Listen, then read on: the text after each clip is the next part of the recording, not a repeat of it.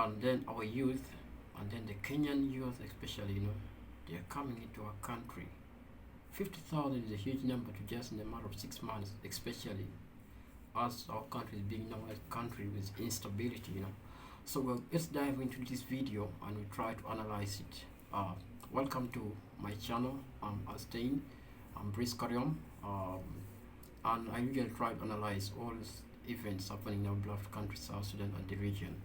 Now, earlier today, 2 days ago, a report came out by a Kenyan television channel, that is NTV Kenya, saying that over 50,000 Kenyans have migrated to South Sudan. This report came out, as you know, last week. South Sudan was hosting a micro business East African community micro business exposure, it was kind of a exhibition, trade exhibition in the capital Juba city, and it happens that all business owners all the way from the East African community, they came to showcase their businesses in South Sudan. So these Kenyans, they had gone there to broadcast this, and they realized that 50,000, I think they got the data from the immigration of South Sudan for Kenya, So now, what could be the reasons why they are moving out, First and foremost, our youth, especially the South Sudanese, are complaining that there are no jobs in the country, there are no jobs in the country, and that, there's low pay, that there are a lot of inflation, But our colleagues, that's the Ugandans, Kenyans, Tanzanians, and also the Sudanese, Ethiopians, and Eritreans, they are owning the market, they are monopolizing our economy in South Sudan. So we could ask ourselves why is this still happening?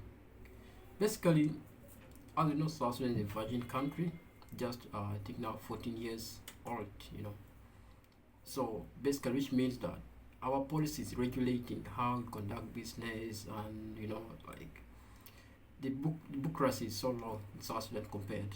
For example, I know some of you have been to Uganda. I personally have been in Uganda. You go to Uganda now, and you go to Kampala, Arua Park. You have been to Arua Park, and then you say you want to set up a business. Like for instance, in 2018, my bro wanted to open up an expo, like a forex. So to just get that alone, you must have the details were you must have at least 2 million Ugandan shillings, for you to open up a forex. And then now the rent, you should get a license from the city authority, that's Kampala city authority, and then you go again to the central bank and stuff like that.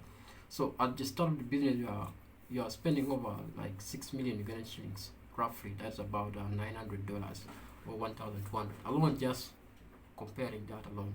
And then now you start the rent. The rent goes on from 800,000 to 1 point something million Ugandan shillings, which is not the case in South Sudan.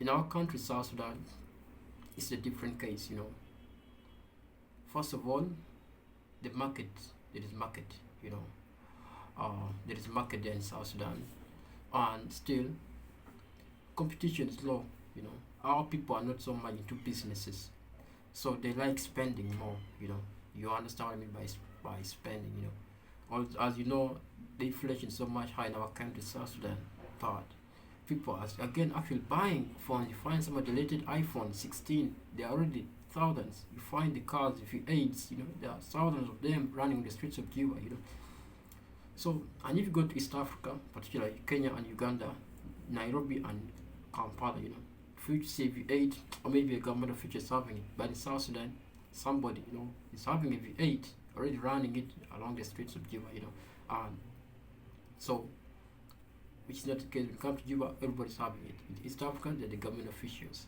So now the Kenyans, they find that an opportunity that jobs are there. So especially businesses. So there is market. Number two, lack of competition. And from our knowledge of business, the demand's high. So where there's low competition, which means there's the opportunity for you to. There will be market for your goods. So these Kenyans are coming. You come in with your assume $300.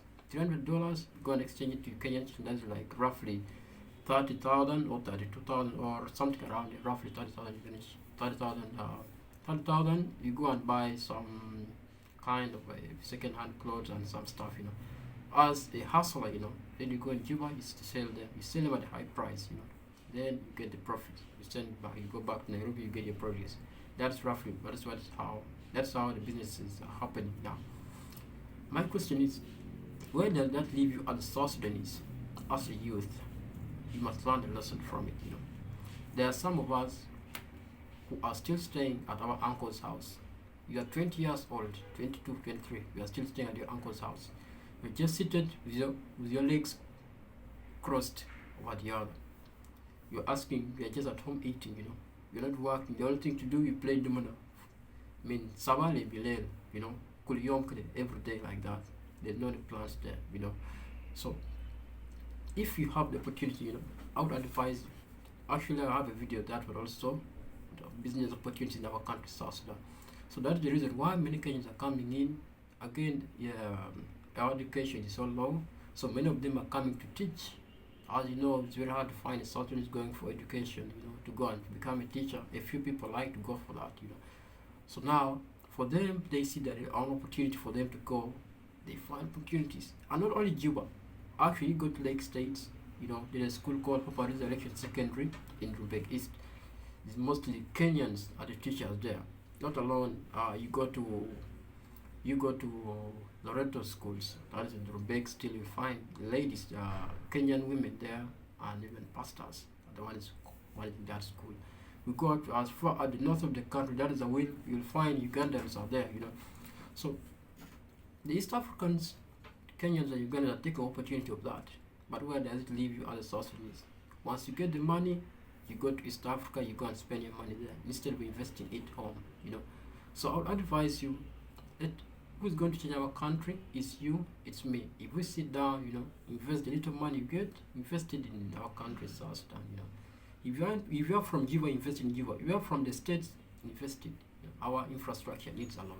This is part 1, and please, thank you. Don't forget to subscribe to my channel if you are new, and don't forget to follow me on my Facebook.